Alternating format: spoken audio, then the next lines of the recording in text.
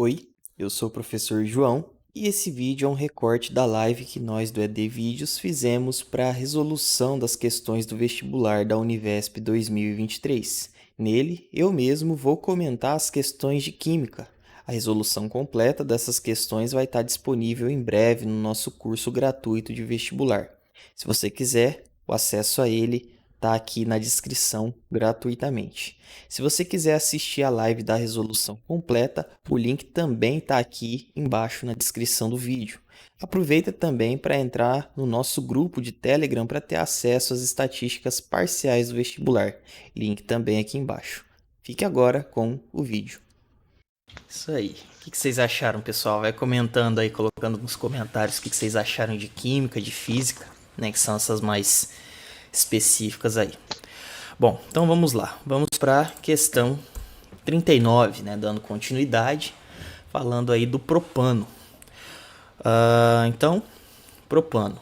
Um dos componentes do gás liquefeito de petróleo, o GLP, é um hidrocarboneto que nas condições ambiente apresenta-se como um gás incolor, inflamável e não tóxico. Esse gás é empregado como combustível para fogões e em motores de caminhões. Ao sofrer combustão completa, esse hidrocarboneto produz gás carbônico, água e libera calor conforme a equação a seguir. Então a gente vê aqui uma molécula aí de propano mais uma quantidade de oxigênio.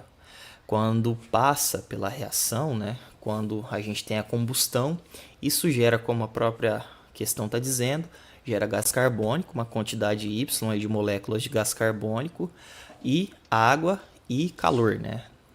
4 moléculas aí de água e calor.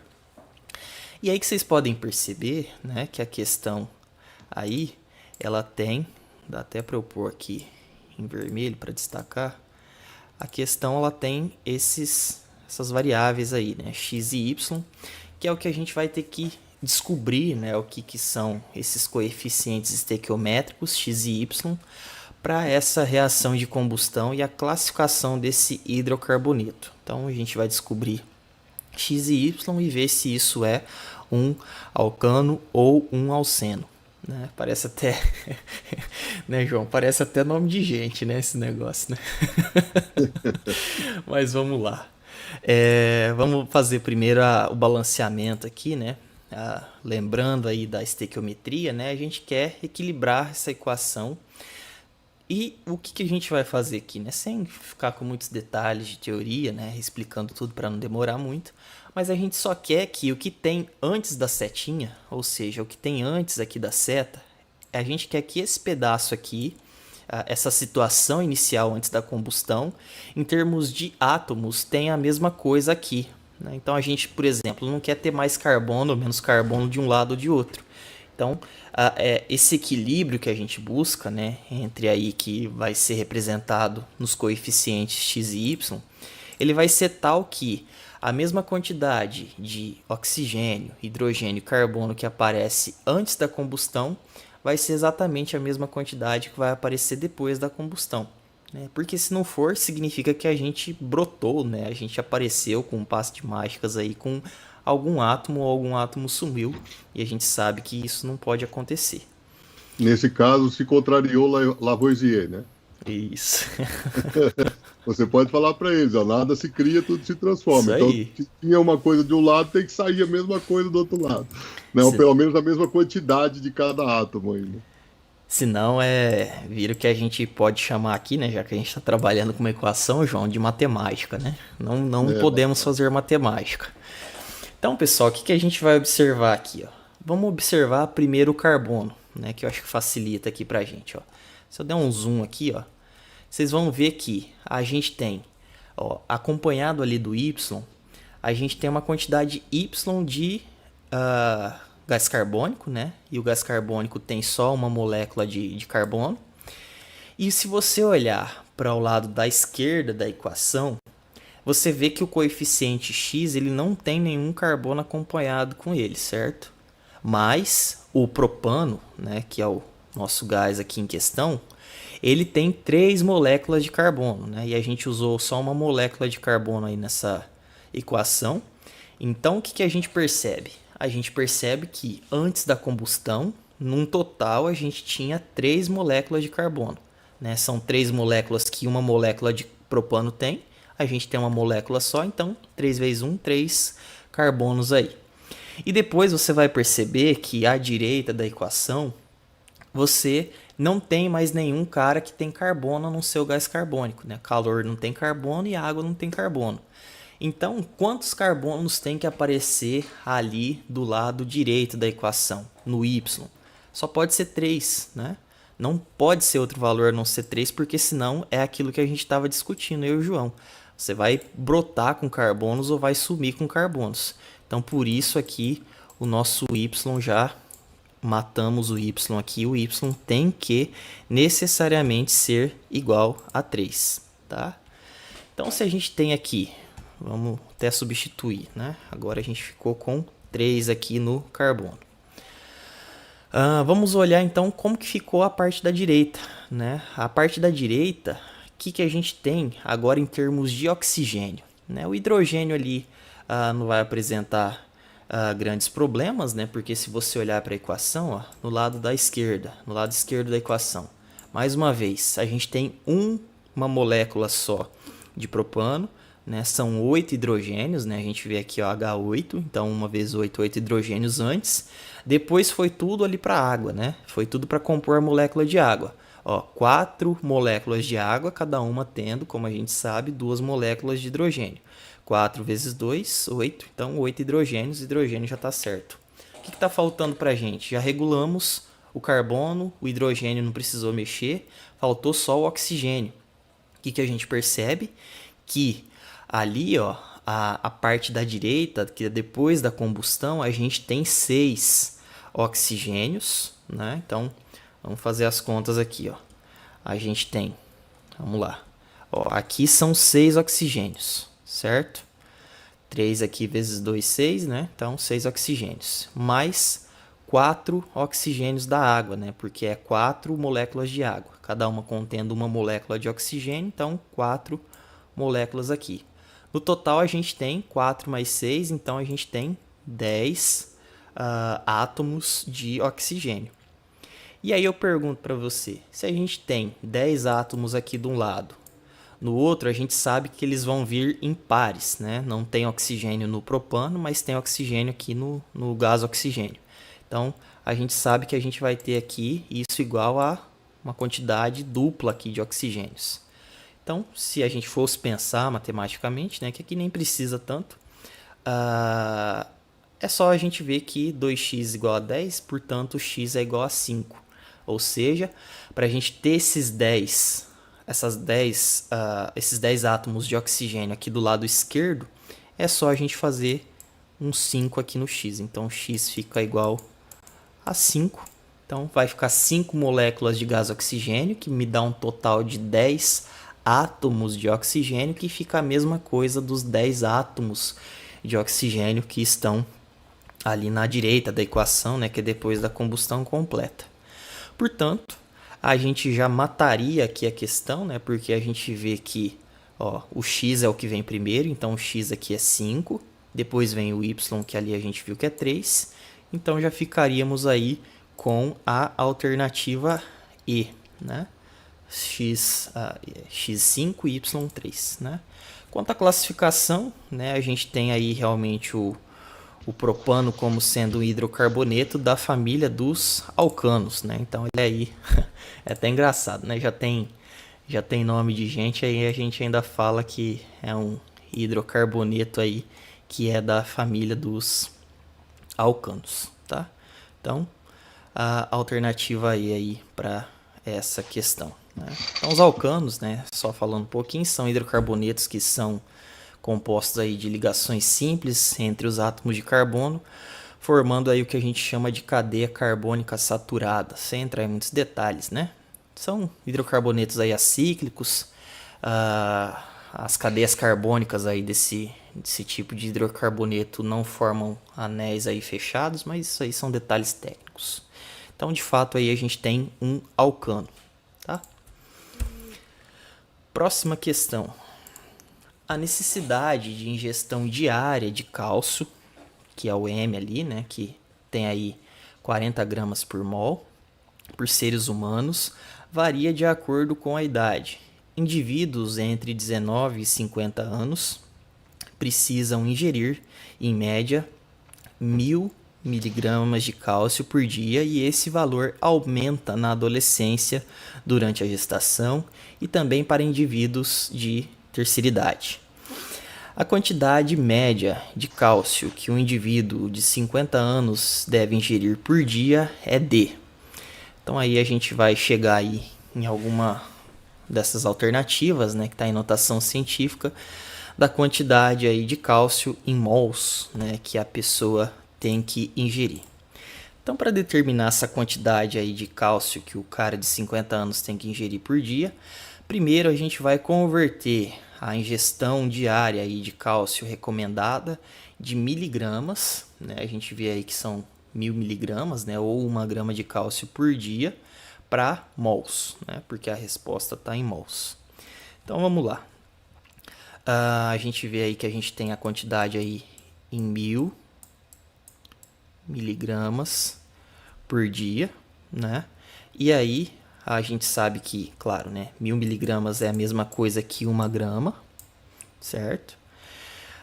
E aí a gente vai considerar a massa molar do cálcio, que foi dado aqui na questão, né, que é M 40 gramas por mol.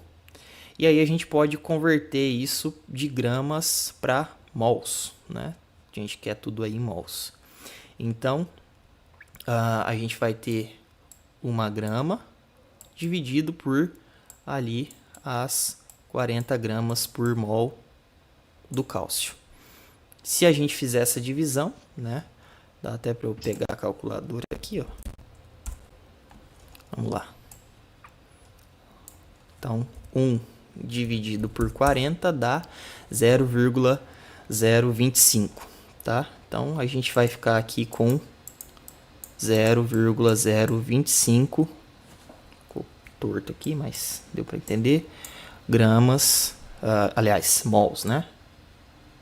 Porque grama cancela grama aqui, né? A gente fica com esse valor em mols.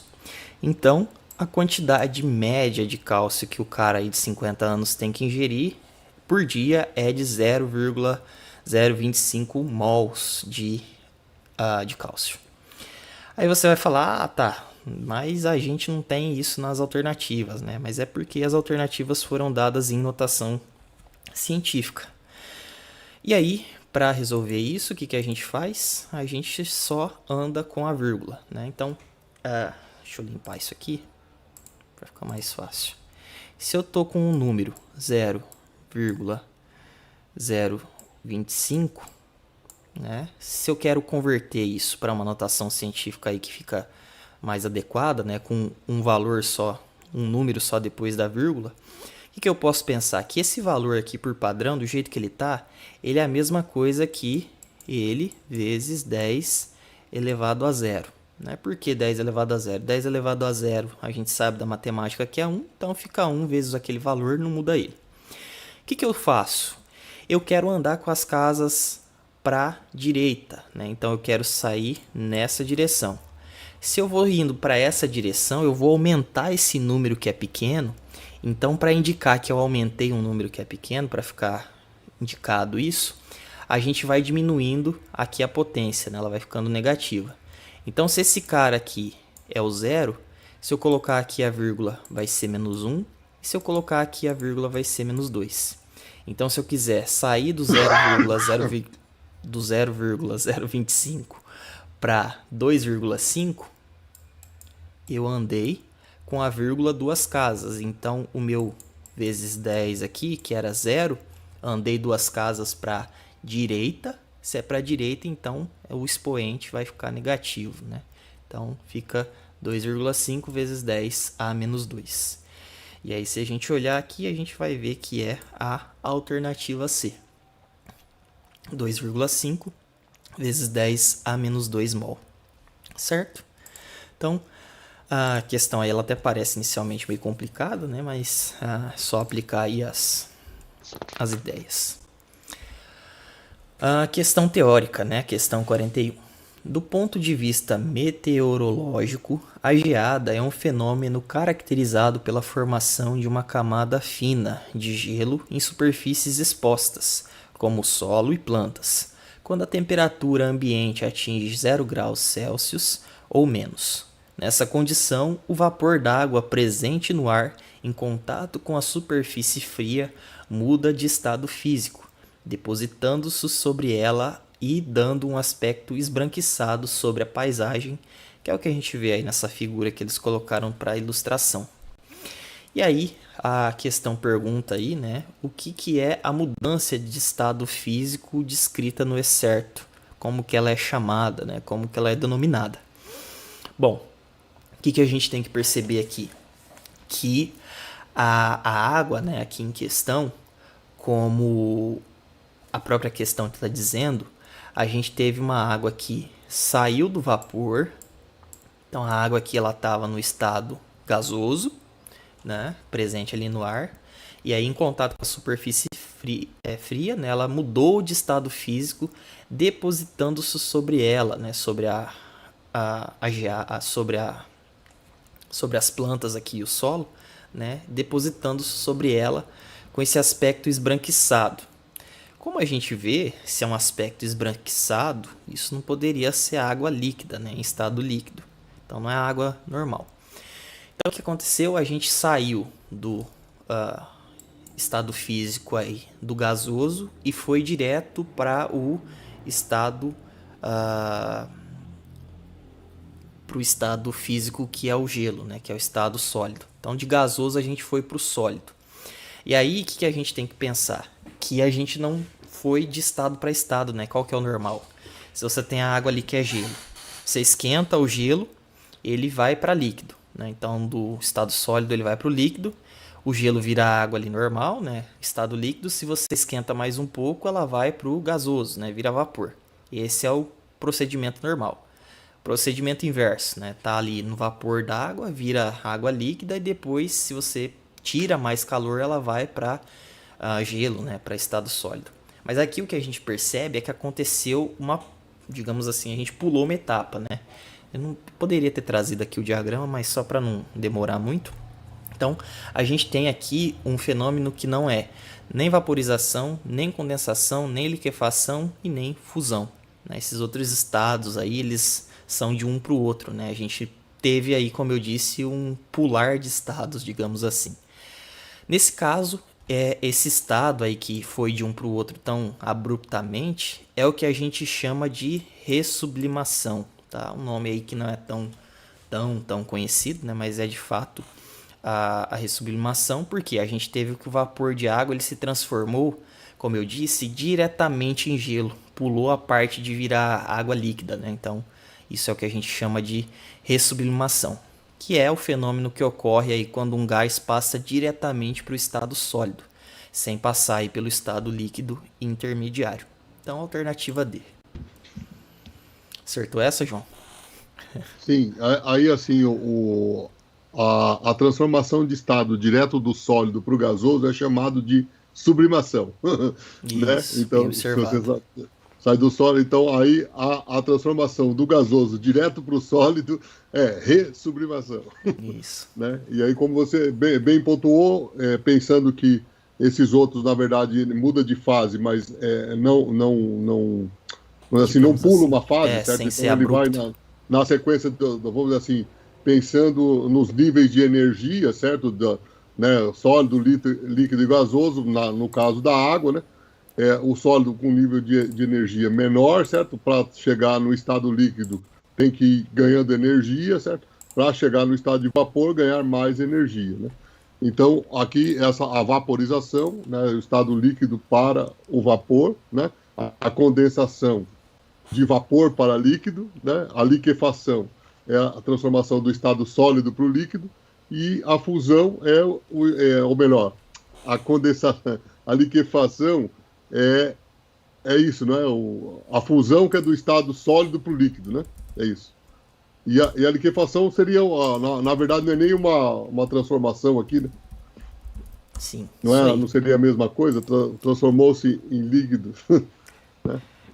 Quando a gente tem a água indo no caso aí ela tá do líquido e vai para o gasoso é a vaporização. Quando ela tá no estado gasoso e vai para o líquido é a liquefação. Quando a É água tá isso. gelada, né, estado sólido, e vai para gasoso, de uma vez só é a sublimação. E o quarto aí que faltou, né, do gasoso para o sólido, é a ressublimação. Beleza. A fusão, tá? A fusão seria a fusão e a vaporização a mesma coisa, certo? Beleza, João. Isso aí. Então, o professor João aí também é um pouco de química, pessoal. Só corrigindo, pessoal, a fusão é do estado sólido para o líquido, tá? Bom, mas vamos lá. Próxima questão ilustra aí com a figura a obtenção de 3 misturas preparadas em 3 tubos de ensaio, identificadas aí com os números 1, 2 e 3. Então a gente vê aqui que no tubo 1 se misturou 250 ml de água com 1 grama de cloreto de sódio. No tubo 2, 250 ml de água com 250 ml de etanol. Tubo 3, 250 ml de água com 250 ml de óleo vegetal. Aí aqui ele está perguntando, constitui um sistema homogêneo a mistura que foi preparada, no caso aí em quais tubos. Então, para determinar se as misturas desses tubos são homogêneas, a gente tem que considerar a solubilidade dos componentes, né? Então, ora água e cloreto, ora água e etanol e ora água e óleo vegetal. No tubo 1 a gente vê aí que se misturou água e cloreto de sódio. Cloreto de sódio aí, que é parte do que a gente vê no sal de cozinha comum, né? Ele é claramente solúvel em água, né? Claro, a gente tem aí, se você jogar sal ali que você compra, né? Misturar na água, você vai ver que eles se solubem, eles são facilmente solúveis, né? Eles se misturam facilmente. Então a gente tem claramente aí no tubo 1 uma solução homogênea. Na 2 a mesma coisa, né? A gente misturou água e etanol. O etanol claramente é solúvel em água. Se você pegar álcool e um dos álcools, aliás, né, que a gente pode ter, misturar eles com água, você vai perceber que também mistura muito bem, né? Forma aí uma solução homogênea. Então, 2 aí também é um tubo de solução homogênea. Mas no 3 a gente tem um clássico aí, né, que até transcende a química, né, João, que é a famoso misturar água e óleo. Então, misturando água e óleo, a gente tem que eles são immiscíveis, ou seja, não dá para, pelo menos não de forma manual, né, sem alguma técnica química ou física, misturar água e óleo vegetal aí tão facilmente, né? Se você mistura os dois, você vai ver aí que um fica em cima, outro fica embaixo. Então, eles não se misturam para formar aí uma solução homogênea, né? Eles ficam separados, formam uma solução que a gente diz que é heterogênea. Então, a mistura no tubo 3 é a única que não é homogênea, que ela é heterogênea. E é por isso que, como a alternativa está pedindo aí sistema homogêneo, a gente fica com a alternativa C, porque só os tubos 1 e 2 são misturas homogêneas. 3 aqui, água e óleo, não se misturam, portanto, a alternativa C como correta. Depois dessa questão aqui de química orgânica, que o João teve um pouquinho de dúvida, né, João? A gente tem Essa aí eu errei de longe. A gente tem então um composto orgânico que forma aí, cuja fórmula estrutural está apresentada aí na figura, no seu estado puro. E ele apresenta-se como um líquido incolor, corrosivo e mal cheiroso. Esse composto é obtido naturalmente pela fermentação da polpa de madeira e pode ser encontrado em alguns queijos e temperos artificiais. Considerando a fórmula estrutural apresentada, afirma-se que, né, qual afirmativa é a correta? Então, pessoal, o que a gente tem aí olhando para esse desenho, né, claro que às vezes é muito difícil, né, de ficar decorando esse monte de composto orgânico, né? Tem um zilhão aí de moléculas, ficar decorando isso daí para a prova é meio complicado. Mas esse é o nosso ácido propiônico, né? Ácido propiônico é o nome dessa molécula. E aí as questões estão falando aí da molécula, né? E essa representação estrutural, ela não ajuda a gente a responder diretamente o que está sendo perguntado aí nas alternativas. Então, para o ácido propiônico, a gente tem que desenhar, né? A gente teria que saber como desenhar ele bonitinho aqui, em termos das ligações aí, dos átomos, né, que formam a molécula. Então, como que ficam as ligações aqui? A gente tem, não vou entrar em muitos detalhes aqui para a gente não perder muito tempo, mas fica um hidrogênio ligado com carbono. Depois a gente tem mais um hidrogênio aqui. Acho que eu vou desenhar aqui que tem mais espaço. Um hidrogênio aqui, um carbono aqui, outro hidrogênio aqui, outro hidrogênio aqui, mais um carbono aqui, né? Aí a gente vê aqui, ó, que tem o oxigênio ligado, né? Então, ligação aqui do oxigênio e mais esse pedacinho aqui do OH, né? Então, OH aqui. Isso que eu desenhei aqui para vocês é o que está sendo representado aqui, tá? Mas a gente não vai entrar em detalhes dessa representação aqui. Então vamos lá. As afirmações. Agora dá para a gente olhar para as afirmações mais facilmente. A molécula apresenta cadeia carbônica aberta e insaturada. Então a molécula realmente apresenta uma cadeia carbônica aberta, mas ela não é insaturada, ela é saturada. Por que é saturada? Pois todas as ligações entre os átomos de carbono são ligações simples, tá? Então por isso ela é saturada por definição. A B é a alternativa correta. Vamos para C, que diz que o composto orgânico representado é insolúvel em água. Então o ácido propiônico ele é solúvel sim em água em quantidades limitadas. Ele tem então a possibilidade aí de ser solúvel, né? Embora ele não seja completamente, não é solúvel aí com tanta facilidade, mas ele é solúvel sim. Então a alternativa C automaticamente incorreta. A D diz que a estrutura apresenta um grupo funcional álcool, né? O álcool seria o OH, né? Então a estrutura do ácido propiônico ele não apresenta esse grupo funcional aí, o álcool, né? Que seria aí o pedacinho OH, mas sim um grupo funcional que a gente chama de ácido carboxílico, tá? Então é um COOH, tá? Então por isso aí a D não está correta. Não é grupo funcional álcool, mas sim grupo funcional ácido carboxílico, né? COOH, tá?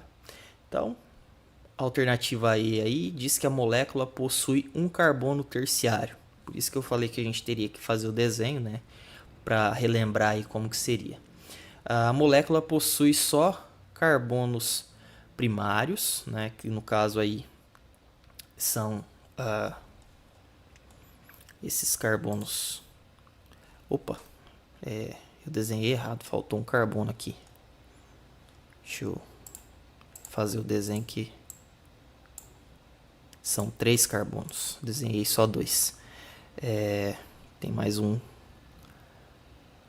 Tem mais um carbono aqui ligado com mais um hidrogênio. Desenhei errado aí, pessoal. Aí agora sim, né? Senão não está de acordo aqui com o desenho. Agora está correto. Eu tinha desenhado o ácido acético. Se fosse daquele jeito que eu desenhei ele, seria ácido acético, mas aqui é ácido propinoico. Então, agora sim, né? A gente tem 3 carbonos, tá? E o que a gente percebe neles? Que nenhum deles é terciário. Por quê? Porque não tem um carbono ligado com outros 3 carbonos, né? Que você vê aqui, ó, aqui é um carbono ligado com outro, né? E um carbono só que é ligado com 2 carbonos, né? Não tem nenhum que é ligado com 3 carbonos, né? Então você tem aí só carbono primário ligado a um único carbono e carbono secundário, que é esse cara aqui, tá? Que é ligado aí com 2 outros carbonos. Então falar que tem carbono terciário também é falso aqui nesse caso.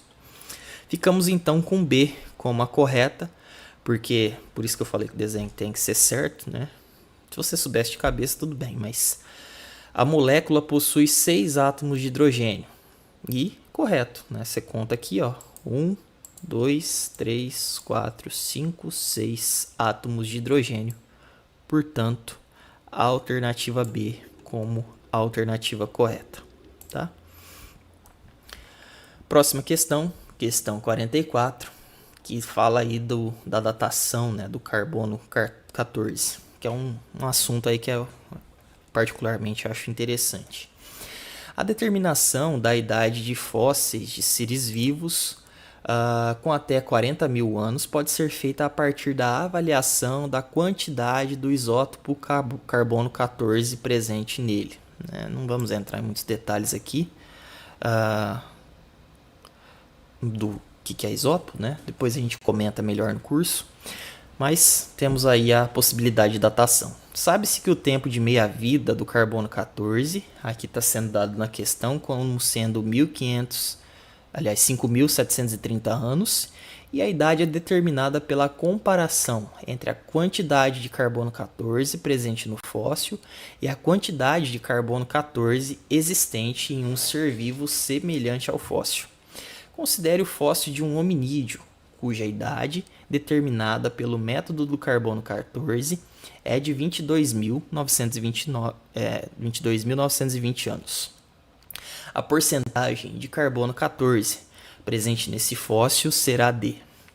Conseguiu fazer essa, João? Sim. Aqui, vamos dizer assim, eu posso falar um pouquinho? Deixa eu Aqui só explicar a ideia é lembrar que a meia-vida, certo? É o tempo necessário para você reduzir o volume à metade, né? Isso, perfeito. Então, o que acontece? Depois de uma meia-vida, se você tiver aqui, sei lá, 100 gramas de carbono, né, depois de uma meia-vida, você vai para ali, né? Claro que isso é probabilisticamente, né? Aproximadamente, você vai ali para algo em torno de 50 gramas, né, do carbono a cada meia-vida, né? Então, ele vai caindo da metade para metade, da metade para metade, conforme as meias-vidas vão sucedendo. Então, o que a gente tem aqui? A gente tem que um fóssil, né, de hominídeo, cuja idade determinada pelo método do carbono 14 é de 22.920 anos, né? Então, a gente precisa olhar e se atentar para quantas meias-vidas isso significa. Então, o que a gente pode pensar aqui, ó, pegando a nossa calculadora?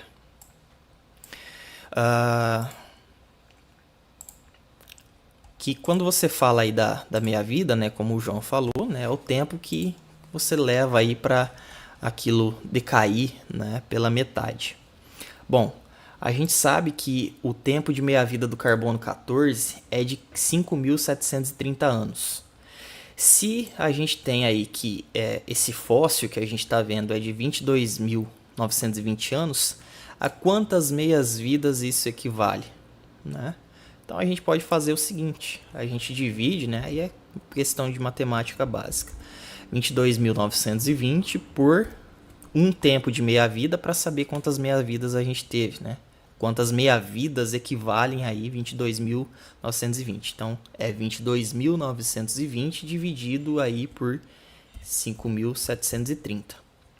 Esse cálculo dá para a gente aí exatamente 4. Ou seja, esse cara aí tem exatamente 4 meias-vidas, né? Então, que é basicamente você multiplicar 5.730 por 4, né? Então, ele decaiu aí 4 vezes.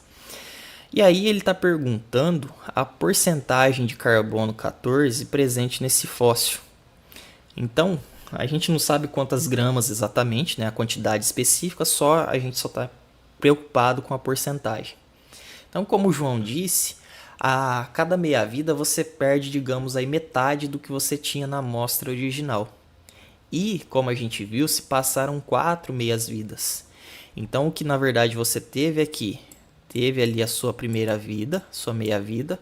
Então, nessa primeira meia-vida, né, digamos assim, a primeira meia-vida, você tinha, depois que essa primeira meia-vida se passou, 50%. Depois da primeira meia-vida para a segunda, você foi de 50% para metade disso. E metade de 50%, na segunda meia-vida, a gente vai para 25%. Passaram-se mais uma, né? Então da terceira a gente foi, aliás, da segunda a gente foi para a terceira. Então na terceira meia-vida a gente foi para metade da anterior, né? Então 25%, metade disso dá 12,5. E como a gente calculou, né? São 4 meias-vidas. Na quarta meia-vida é metade de 12,5%. Então ali na quarta meia-vida a gente fica de fato com aproximadamente 6,25%. Então, por isso, a alternativa correta é a alternativa A, tá? Então, 6,25%. Aí depois de 4 meias-vidas. Certo? Você tem algum comentário aí, João? Talvez você fez de alguma outra forma que você achou mais interessante? Então, você pode pensar na fração, né, meio, e aí elevar a 4 e você vai chegar em 1,16, faz a divisão e transforma em porcentagem e também chega no mesmo resultado. Né? O que o João tá falando, pessoal, é isso aqui, ó. Né? Como se passaram 4 meias-vidas, essa é a mesma coisa que você multiplicar meio por meio, né? 4 vezes, né? Que é meio vezes meio vezes meio vezes meio, que dá 1/16. E aí, se você dividir isso, né? Dá 0,0625. Isso, 0,0600. Ixi, não coube aqui, né? Mas dá isso aqui, ó, 0,0625, né? E transformando isso em porcentagem é 6,25%. Exatamente. Né? Então, Mas aqui do seu jeito ficou muito mais didático e você vai vendo acontecendo as porcentagens ali. Né? exato. Eu pensei para ficar um pouquinho mais palatável, digamos assim, de entender. Mas a matemática aqui da coisa é a mesma, pessoal. Só mantive as porcentagens. Bom, terminamos então aqui a parte de química.